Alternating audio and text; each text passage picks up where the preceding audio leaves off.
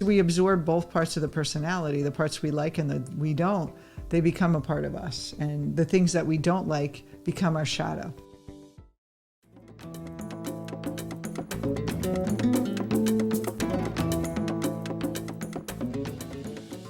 Hello, everyone. Welcome back to another episode of Soul Sessions. I'm Deborah Burnt Maldonado, and I'm here with Dr. Rob Maldonado. And we are excited to continue our series on our relationship with our mother, always fun, and Erikson's stages of development and the impact it has on our lives, those root years, those formative years. But before we get started today, I wanted to remind you to please subscribe to our channel if you are watching us on YouTube, or for our podcast on iTunes, Spotify, or any of the other podcast services. We don't want you to miss a single episode. So today, this is, I think, my favorite stage of development, two stages we're going to go through today. And it really has to do with imagination and creativity and where that begins or gets suppressed in that stage. Yeah. So last time we started with those early years from 0 to about 3 years of age, which a lot of people think are not important, but as we saw, there's a lot of stuff going on internally, especially in the child's brain. Mm-hmm. But now we get into this magical time, 3 to 6, and then 6 to 12. And it is where we're really kids, right? That age where we get to experience childhood and all its terror, magic, beauty, and incredible imagination. So much magic. Yeah. That's where we believed in Santa and the Tooth Fairy and the Easter Bunny, some people, depending on what religion you are. And just this kind of magical place, and we were very imaginative. And, anything is possible. Everyone would ask you when you were that age, like, what do you want to be when you grow up? I want to be an astronaut. I want to be this. And it just like, okay, it's okay to speak those dreams. Yeah. So those first 3 years are the foundation, neurologically, psychologically, emotionally. Then these next few years are really the walls, the construction of the house on a solid foundation, hopefully. And here we really start to think about, especially in our relationship with our mothers, who is this person that I depend so much on and who loves me so much and cares for me? Or vice versa, right? Who is this person that doesn't like me, but is my mother, and I have to deal with it? Why does punishes me, or is cruel, critical, et cetera, or somewhere in between, right? Most of us did not have a perfect mother, of course, because no one's perfect, and so there's always a mixture of that, and then there's different periods of our development also where the relationship changes. Yeah, if you think about it, sometimes when the mother is younger, she has other things happening in her life. She can have an illness she's dealing with, or a child who had an illness, or a divorce, or moving, or financial difficulties that could impact that child. It has nothing to do with the child. And then a lot of our clients, when they're older, like, I have a great relationship with my mother now, but I was like, no, that's great, but that doesn't mean that the core of that relationship is not still impacting you unconsciously. That's right. And then we have language development, which really kicks in around this time, early on, 3 years, 4 years of age.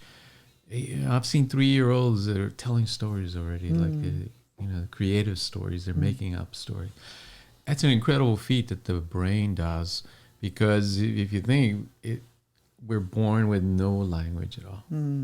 We have language centers. We know there are specific areas of the brain designed for language processing. So what happens in development is the child hears the language and then is able to speak it because you hear it so much. You start, like, there's a file that happens in your brain that collects all. A lot of mothers say, I read to my children so they'll speak, expand their language or their vocabulary. Is that true? Absolutely. Reading, there's been research done on reading. Kids that are read to, that grow up in homes where there's books, they see people reading, they see the value of books, do a lot better in the long run, right? Kids that are deprived of those rich environments, they do a lot poorer in language skills, cognitive abilities, all, what we call intelligence. But language, as far as IQ, how we measure IQ, language ability is the biggest predictor of intelligence. In other words, if you know someone's language ability, you can pretty much guess or bet that their IQ is going to be high. So is it the language they use, like the breadth of their language versus simplified language, where they repeat the same, like basic words, where someone who speaks in more eloquent ways? Yes, articulation, vocabulary, diction, syntax, all those things. Prosody, meaning the sing-song quality of language. Some kids that don't have it, right, it might be just very simple intonations that they use. And so that also relates to, if you're able to communicate and speak, ability to make friends and be in a circle and packs, relationships. That's right. And even the teacher at school is going to see you differently than if you were quiet and had little language. Yeah. And then there's something new in current society, and that's technology. And there's not really good research as to what the impact of technology is on the brain. There's a few research studies, but there's no real comprehension, because most people assume, well, technology, computers must be good for kids. So they give them these iPhones and they give them these computers, and right, because the parents mean well. They want the kids to be competitive and do well in school and all that stuff. And they know part of it is understanding computers and technology. But what it's doing to our brains, or to the kids' brains, is not really clear so far. I mean, there's some idea that it's shortening attention span. We can sort of see that from social media. Didn't you say there's tics that are happening now with the kids that are watching TikTok? There's like a TikTok disorder, which creates tics in the kids, where they start to have almost like a Tourette's syndrome manifestation. Well, all the adults that we know didn't have technology growing up, so well, we had TV, other issues. though. Yeah, we had TV. Yeah, TV. Parents sat us in front of the television. Yeah, I must have logged 2 million hours of television by the time I was 12.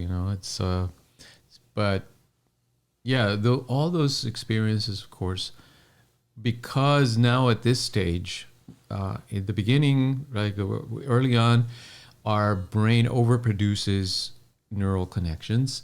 At this stage, it starts to prune them to say, I'm going to focus in on these abilities that are really important to my life. And it gets rid of the other stuff.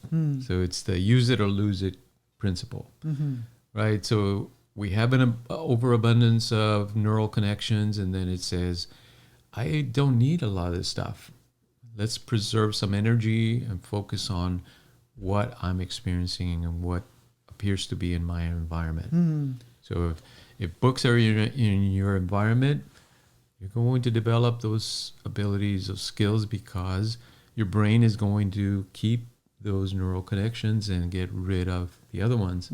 But if you're spending a lot of time on video games, computers, it's going to develop those neuronal connections, or keep those neuronal connections that are important for that, which are usually visual, hand-eye coordination, imagination for play, and all those kind of abilities. And so this is the stage 3 to 6 in Erikson's model, where he says this is where we have initiative.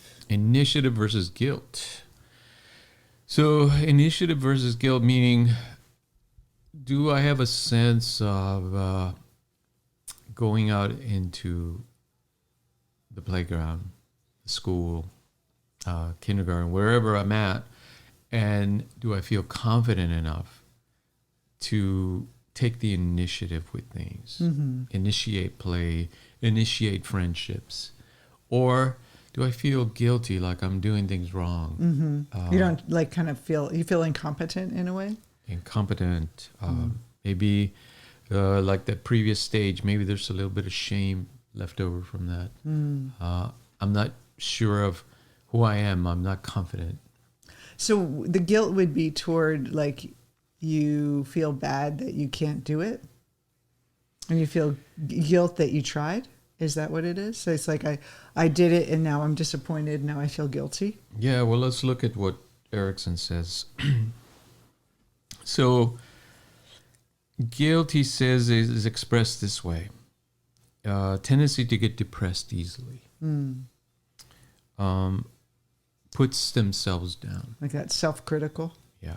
And of course, this is coming from earliest stages where maybe the mother or the parents are putting the kid down, right? Or modeling like look at, that. or even like praising another child who might be more like sports oriented than the other one, or more, talented in some area. Like, Jimmy did that in 5 minutes. Why are you taking so long?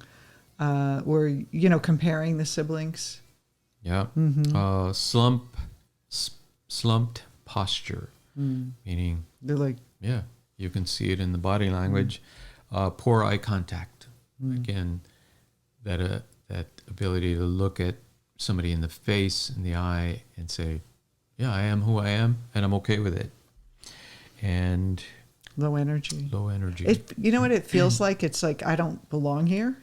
Like I don't belong here. Like I you feel guilty even for existing, like you don't, like you're doing everything wrong. Like that, really self-critical. And that age 3 to 6, to start that young feeling that way. Well, yeah. Because you're tested in a lot of ways with your peers. You're tested leaving your parents for the first time, going to school on your own. Like there's a lot of like intense changes. And then if you feel that you can't, like, it's almost like throwing a kid in a pool and seeing if they could swim. And if they're drowning, it's almost they blame themselves. Is that the thing that happens to them? Yes. So I worked a lot with kids who had dyslexia, learning disorders, neurodevelopmental disorders, autism, Tourette's, those kind of things. You can imagine their sense of inadequacy compared to the other kids, because often they were around typically developing kids, and and kids are cruel too. They can be, yes. Yeah. Not all of them. There were really great kids who would kind of take them under their wing and all this. But let's look at let's say the other side. A kid that develops initiative at this stage. They're a self-starter. They accept challenges. So you can kind of get a sense of what the guilt is talking about. I'll run for the president of this class, right? Yeah. I'll do the presentation. Assumes leadership roles, sets goals, goes after them, moves easily, freely with the body. In other words, is comfortable in their own skin. Now, of course, nobody is completely this way and nobody's completely the other way. It's a spectrum again. And don't self-diagnose if you're... Yeah, that's a good point. I'm listening to this going, what is that like? Yeah. These are, let's say, when there are real problems, it's a much larger picture than just isolated characteristics. But these stages of development, again, if you think of a ladder, climbing a ladder, if you did, or if the first couple of stages went okay and you got what you needed, you do well in this stage. If you had trouble in those early stages. So the one we talked about last week were trust, autonomy. Yeah. Then you start, it kind of becomes like a domino effect, right? Right. Because now you're challenged with another level of development and you haven't mastered previous ones. I love that. It's a challenge. So when you're born, you're the challenge of trust. Then you have the challenge of autonomy, now you have a challenge of initiative. What's the difference between the autonomy and initiative? Like autonomy is you can do it on your own. Initiatives that you actually begin to do things fresh, like more on your own, but also new. Versus I can just do it myself. I'm going to do something new. Would that be the difference? Yeah, and I think Erikson, what he was getting at is that, yeah, you need this broader sense of autonomy to take initiative, right? To develop that skill of initiative. Because if you're following the crowd, you wouldn't take initiative. Yeah. And so what this has to do with a lot of is, in this stage too, is that creativity. When your gifts and when you're like, you just start to, you have your first music class or you're drawing and the teacher sees like, wow, Jimmy's really good at drawing, or Mary's really good at math, or Becky's really good at music's just a beautiful voice, and your gifts are either cultivated at that stage. And so this is where the kid starts to maybe explore who they are as a person, like an independent person versus the baby. Very much so, because if you think about what it means to go to school, kindergarten, first grade, you start to see that there's a whole world out there outside of your family unit. And that experience is profound.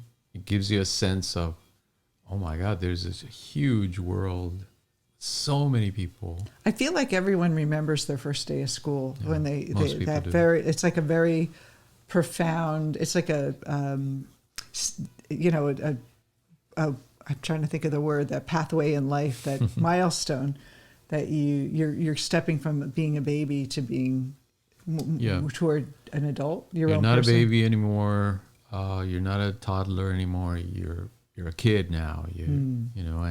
And you have those first experiences of friendship, a real buddy, who you connect with, you can talk to, you can play with, and it's such a magical age because then the imagination kicks in, and you, through play, you are experiencing all these other worlds of the imagination. And they come to life through play.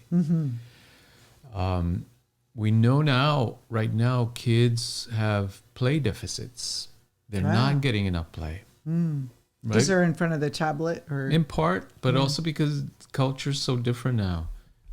It's not safe to, like, we would go and, play in the neighborhood and be gone in different houses. And, mom's like, just as when the street lights come on, you come home for dinner, that type of thing. And now it's kind of a more dangerous world for kids to just roam off on their own. I mean, it was all kind of dangerous then too, but we didn't think about it that way. And now. Yeah. I was watching a documentary, this tribe in the Amazon. The kids, little ones, from maybe around 3 or 4, they would gather in a little group and go off into the jungle by themselves. Oh my God. And they wouldn't come back, like you say, until, dusk. And they were allowed to explore the world and experience, that the world through their senses. That experience is so important. And if you can give your kids, for your parents out there, if you can give your kids at least a piece of that, take them to nature, take them to parks, to camping, to rivers, to where they can climb trees and do all these wild things. It's incredibly nourishing and beneficial for their brain and their body, because we evolved in those kind of environments. So we recognize them. Our brain, our mind body recognizes those environments, and it feels good. And it develops in great ways. And so then as the child also notices, and maybe a little older, like 6 to 12, where we start to move into what Erikson says is industry versus inferiority. There's that, like you had mentioned, it's the end of childhood where we start to, like at 7, we're really not we start to get close to I think at 7, that's when everyone has their first crush in a way, right? That age of, like, I think Jimmy's cute and I'm going to write him a Valentine, but nothing sexual, but more like kind of that idea that boys and girls should Yeah. Maybe even the split more of boys and girls. Like the boys and the girls are kind of more strangers to each other, and so you're kind of ending that childhood. Yeah, well, or it's a kind of more elevated form of childhood. You're still a kid, Yeah. but yeah, different levels of awareness start to kick in.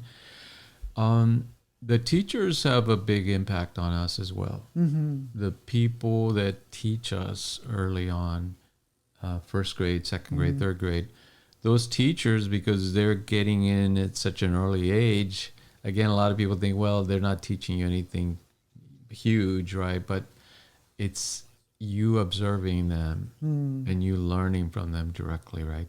That is important because they're modeling. How do you learn? They kind of replace the mother. Most of them are female, but they replace the parent, the adult figure in their life. The mother, there's certainly mother figures and or father figures, parental figures that we identify with powerfully, and the personality of the mother at this stage, around let's say from 3 to 6, the child starts to notice, what is the mother's personality like? How does she treat other people? How where's her power? How do other people see her? And how does she stand up for herself? And how does she relate to the father? How does she relate to other kids? All that the kid is taking note. And even feeling how she feels, like a mother that feels confident and in control of her will versus a mother who feels victimized and like uncertain. The child will pick up that from the mother. And in developing the child's own persona, that's an important piece, right? Because they ask this question: do I identify with my mother, or do I reject her style of being? Even if she's loving to you, if you don't see her as having power, you may reject parts of that personality, like the nurturing or the caretaking. May be something you repress because you see that as weak. Absolutely. Sometimes too, I think people, when I talk to my clients, a lot of them mention, when we talk about the persona shadow, the mother, that did your mother have a career? Did she have a purpose? Was there something she loved? And a lot of people I worked with said their mother was a dancer in college or was an artist, but she put that aside for the family. And what did the mother have to sacrifice? And then as an adult, they feel this conflict with, well, my mother sacrificed my career, themselves for me. Do I do that to my kids, or do I not have kids? Because so there's the kind of forming that, do I make my own choices in life? Do I be initiative in my dreams and my purpose, doing things I love, or is there a guilt there? Mm-hmm. Yeah. And and of course there's gender differences here depending on how the child identifies as male or female. For girls, the identification with the mother's persona is really important, again, because they're the same gender, sex that they are going to either be an adult, emulate.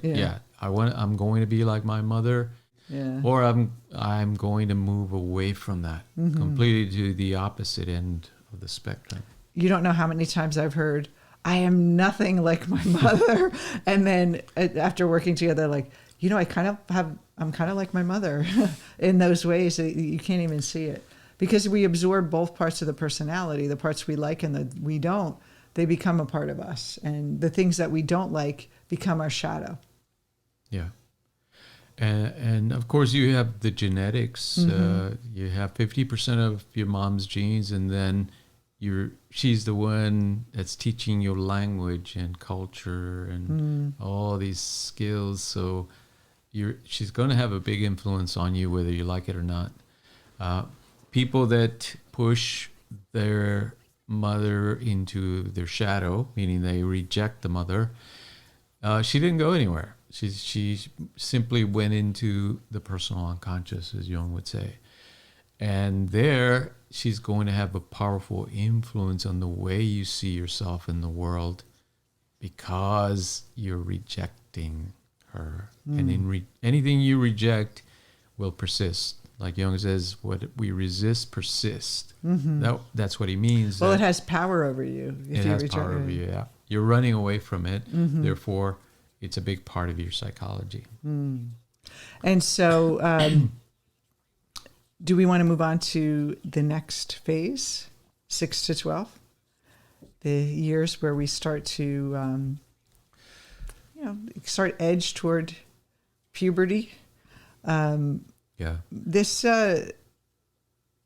is kind of a strange stage because you start, like, I would say maybe 7, 8, 9, but at 10, you're starting to not feel like a kid anymore. Some girls are developing already. Some girls are having their periods at 10 or 11. So there really is like almost like the childhood is ending for a lot of women.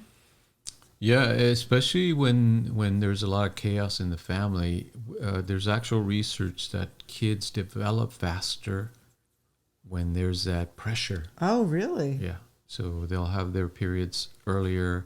The males will mature earlier. Their sexual. Is it to prepare them to escape the house, get out of the house? Yeah, I mean, if you think in terms of survival, it makes sense, right? Because you want to escape. You want to be able to be independent of that environment. And so this is the stage where Erikson talks about industry versus inferiority. And is that where Adler came up with the inferiority complex? No, Adler was before Erikson. So he's an older theoretician. But certainly the idea of inferiority is important. We know it's an important aspect of our human nature, that we're always comparing ourselves to others. When you throw kids into the classroom, right, that experience of being with a group of kids, something incredible happens. They all start to create the hierarchy of the pecking order. And you have the alpha male and female, and then down the line, and everyone knows where you're at in that hierarchy. Instinctively, of course. And some cultures, the hierarchy is based on intelligence.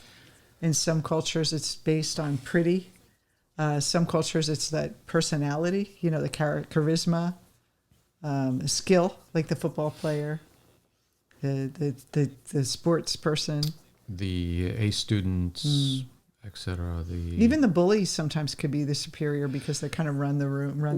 Bullies, what I've seen is that they're often kids that have learning problems. Oh. And so that in trying to compensate, because they know they don't belong that far down on the rung, on the hierarchy, but because of their learning disabilities, they have to use other mechanisms to get up to where they belong. Oh. Yeah. That's interesting. And so this is kind of when there's a lot of research now where kids are getting anxious, they're depressed. How does the mother's role play with this stage? Is it maybe the mother's went back to work because the kid's now in grade school, she goes back to work and is maybe the latchkey kid not there for them? Or what do you think happens in that mother-child relationship at that stage? It depends on the mother, because kids are okay as long as you cue them in as to what's going on. But the parents, in trying to protect the kid, they often leave them out of the conversation. And that's a mistake. You want them on board. They want to be on board. They want to know what's going on. If you don't explain to them what's going on, even if it's bad, then they think the worst. And usually what they can imagine is a lot worse than what's going on. And so they imagine the worst instead of simply dealing with it, right? And saying, okay, it sucks, but like we the can kid comes this. home and they don't know mom's going to be there or not, right? And then if she's there, is she nurturing, or does she shut I've worked with people whose mothers were alcoholics. They'd come home from school, the mother's drunk or whatever, or gone or sleeping, passed out, and the kid has to kind of go and take care of themselves. And in a way, they could have that initiative because it's like, okay, I'm going to have to, figure this out for myself, and they can get strong from it. So it really comes to the individual's biology as well, their genetic predisposition. Can I be resilient in this situation, or am I going to fall apart? And so what does Erikson say about the difference between industry and inferiority? Yeah.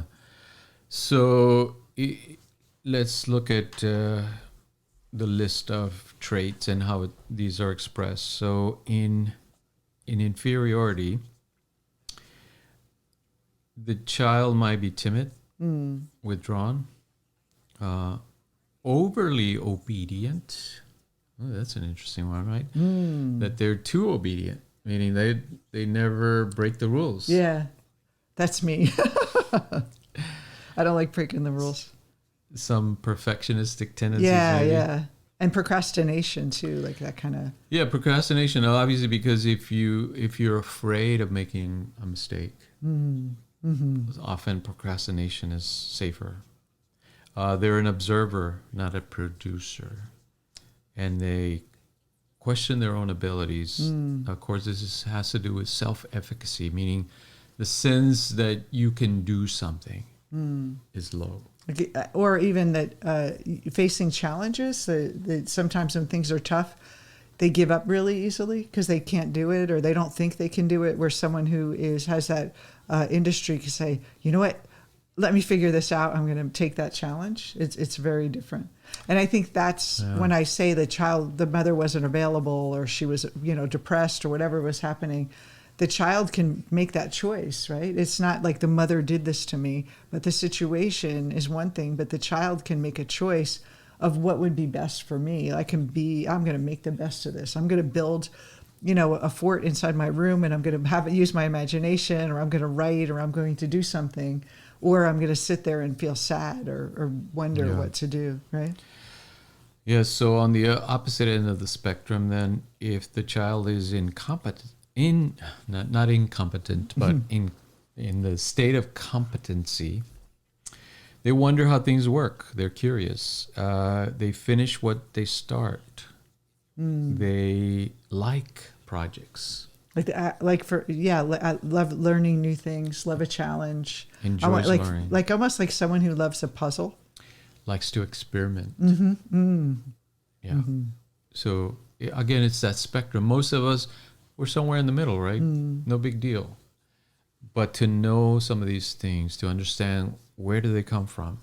They come from these early years, 3 to 6 initiative versus guilt, and 6 to 12 industry versus inferiority.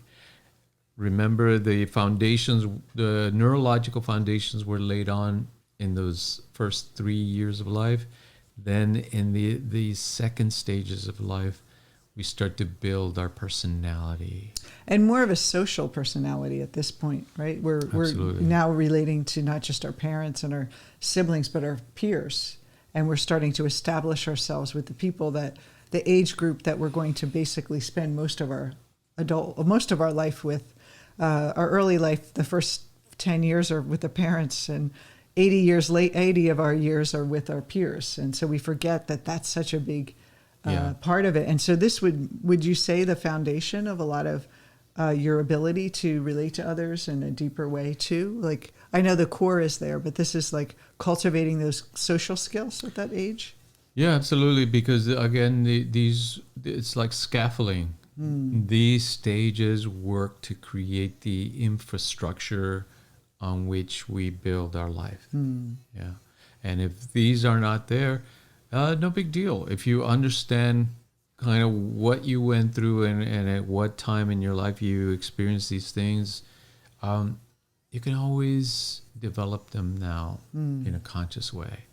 And that's what people forget. They think if I had those bad experiences early on, I'm doomed and I'm stuck with them. It's almost like we hear all the time, this is the way I am because my mother was this way or my father was this way or this thing happened to me and that's why the way I am the way I am. But we have to break that narrative. We have to break that story because if you're going to keep saying that story, it will always be true for you that you're speaking your limitations. You're saying, I'm limited and this is why, and there's nothing I can do about it. And are there some theories that, I mean, I know that you said, the whole idea of behaviorism is like you can't change it. But in psychodynamic model, there is an ability to evolve and change. You're not stuck with any of these experiences. Yeah, I mean, therapy model is incredibly good at helping people that had severe difficulties in these stages. But most of us didn't have these terrible, horrible experiences. We simply had difficulties. Just like everyone else, yeah. Yeah. And so a coaching model is more appropriate for most people. Mm-hmm. We simply need to go back and rework some of these elements. Bring them to consciousness, basically. Bring them to awareness. Understand, like, why am I afraid to take this risk? Why am I afraid to learn this new thing? Oh, it's because this age, I remember what happened. So specifically, though, what is the mother's influence at this 6 to 12 age? Like, what is, like I was saying, the mother wasn't there when you're home from school, but what other ways can the mother be there or cultivate that industry for the child? Maybe is it the mother that takes the kid to soccer or the mother that's helping them take ballet classes and encouraging them to pursue their gifts? Would that be something? What's the dynamic with the mother? Yeah, in general, and again, we can't really make blanket statements about any of these family dynamics, but in general, the mom that models these qualities for the child. Oh, that's it. It's a modeling at this point. That they embody that initiative.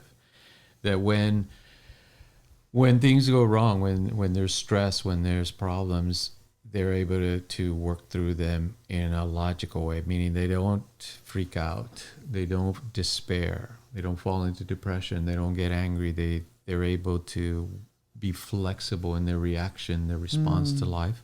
The kid is picking all this up. He's learning how to be an adult, or she, by watching the mother. Yeah. Yep, through observation. And the kid's brain records all this stuff at the cellular level. And again, it gets hardwired. And it's that modeling. And then, of course, like I was saying, because language plays such a big role in human affairs now. Well, I mean, it always has, but it's especially important now. That the mom communicates to the kid what is going on. Because in trying to protect the kid, often the child or the children are left out. You know, a lot of parents would tell me, we never argue in front of them. We never show them our problems. They think everything's fine. And then you ask the child. Yeah, I would ask the kid right in front of them, do you know what's going on? And they would say, yes, mom is angry, dad is depressed. They knew exactly what was going on. So you cannot hide stuff. It's better to simply include them in your everyday life. Yeah, I've had parents tell me like they're trying to quit drinking or quit overeating. And there'd be little kids making comments about you're going to have dessert again, Mom? Or, oh, you're having wine today? It's, at lunch you're going to get wine, right? Like they know. And then it normalizes it. But one quote that I love from Jung, he says that the most impact you can have on a child is the unlived life of a parent.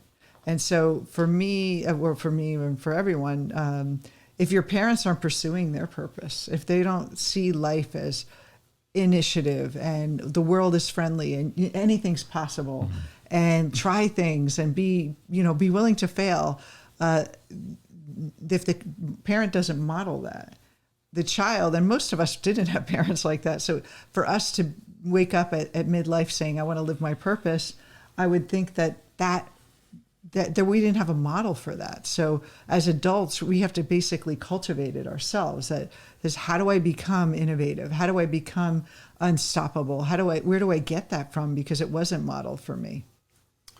Yeah, that's a whole other A whole angle, other right? episode, right? Yeah, because if you think about the schools, especially now, they're not doing a very good job of cultivating this natural imagination that's in the child. On the contrary, they do everything in their power to suppress that imagination, that creativity. So it's not fostered, it's not cultivated. Well, for me, I could say that my mom, when I was really young, I used to handwrite stories. And so then I asked her if I can have a typewriter. So she bought me a typewriter. And then my aunt had all this like paperwork from work that was kind of computer paper that I would use the back of it because it was blank and it was just recycled. And I would write I still have document manuscripts, but they encouraged me to write. Like, it was so nice. And I think that, if you're a parent, like, cultivate that child's curiosity, watch what they're interested in, help encourage them to go for what they want. And right now in the schools, there's like no room for dreams. I don't know if you know more about schooling and where they track kids to go into technology, or what do you want to do you can't write like, oh, I'm going to be an artist. Like, no, you have to be a nurse, be a doctor, be an accountant, or do something workable, practical. And I think when we're kids in that age, we're so imaginative and we have so much possibility, and then it gets conditioned out of us. It gets suppressed in us, but it doesn't mean it goes away. I think that's the key. Like, just because it wasn't cultivated, that seed is still there. So as an adult now, if we have the feeling, I want to dance, I want to take a dance class, I want to take a writing class, I want to take a painting class, or I want to do something different with my life, that seed has always been there. You just have to cultivate it. It's just like a garden. You just give it water, you give it time, you give it patience, and you can actually give birth to your dreams as an adult. So nothing is ever taken away. It's delayed sometimes, but never taken away. Yeah, I read a quote somewhere. It said, it's never too late to have a great childhood. Because of this, that you're saying that we can always cultivate all those skills that we missed out on. The other thing to keep in mind is that, especially in relationship with our moms in these stages, it's our interpretation of the relationship. Yes. It's not really our mother that we're seeing and that we are experiencing, but it's our interpretation. How do we know that? Because our siblings have a completely different experience of the same mother at the same time. I had a client who said she went to her mother's funeral, and she said her and one kid and the other two kids, she goes, it was like we had two different parents, two different mothers. Like, they saw her one way, we saw her another way. Yeah. So it's very much subjective, our own experience that we're working with and dealing with. And a lot of people kind of believe that, no, because I experienced it that way, it must be true and real. And of course it's a real experience, but it's still the subjective interpretation of that experience that you're holding on to. And a lot of times I hear too that they assume their mother is a certain way, and then they find out that their mother was that way to them, and they were unconsciously conditioned. But also, the mother was going through a difficult time. She didn't tell the child that, you know what, I had breast cancer when I was at that formative age, or, my mother was dying and I was really depressed. And so the kid takes it personally, right? That you say the kid makes it about them and themselves. And then we internalize that narrative. And then it becomes this real thing that the mother is really that way to them, or ignored them, or wasn't there for them.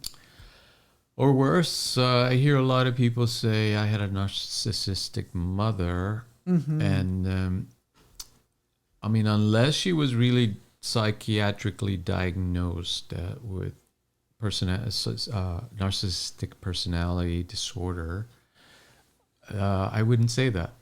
It's a very hard diagnosis to make. It's kind of rare in women, actually, compared to men. But it's thrown around a lot, the term in the circles. Yeah, there's kind of these fad diagnoses that go around, and people start labeling their parents in a certain way, and it's not a good way to treat each other as human beings. We always give each other the benefit of a doubt. Even if they did have narcissism, it's more reason to have compassion if they had a mental illness, because they can't help themselves. Not to let anybody off the hook. No. We all expect to be accountable and take responsibility, but it's kind of a harsh way to relate to each other through labels. Yeah, through labels. I feel too like if we could have compassion for the people who raised us. It's a tough world. I mean, we're grown up living in a tough world. We have a lot going against us as an ego, and we survived. And so having compassion just for the human experience. We all have had tough things happen in our life, and most importantly, compassion for ourselves.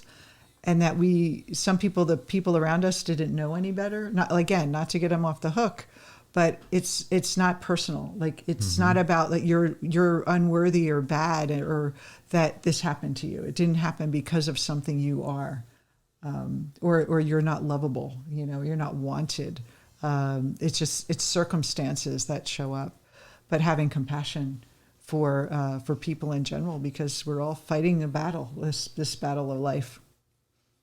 So this is a really great stage for a child to cultivate creativity, really start realizing their gifts, creating social patterns that are going to carry the rest of their life, a sense of purpose and competence in their abilities to, take initiative, have a little autonomy and create something new. You say like love learning. Love projects, love to change. And so again, whatever happened to you when you were that age, it's never too late to have a good childhood. By Dr. Rob. That's right. All right. So next time we will go older. And now this is going to be an interesting age, is the adolescence age, where everything starts to really stir up in our life. A big shift from being child to adult. Yeah. And Erikson's model goes all throughout the whole lifespan. So we'll get to we'll get to old age. Yeah, we'll get to whatever age you're at and really go through it. But thank you again for joining us for Soul Sessions. We hope you enjoyed this episode. If you did, please don't forget to subscribe. Click on the button if you're watching YouTube in the corner, or hit subscribe on podcast service, Spotify, iTunes, or any service you're listening to. And we'll see you next week for another episode. Take care. Stay well. Bye-bye.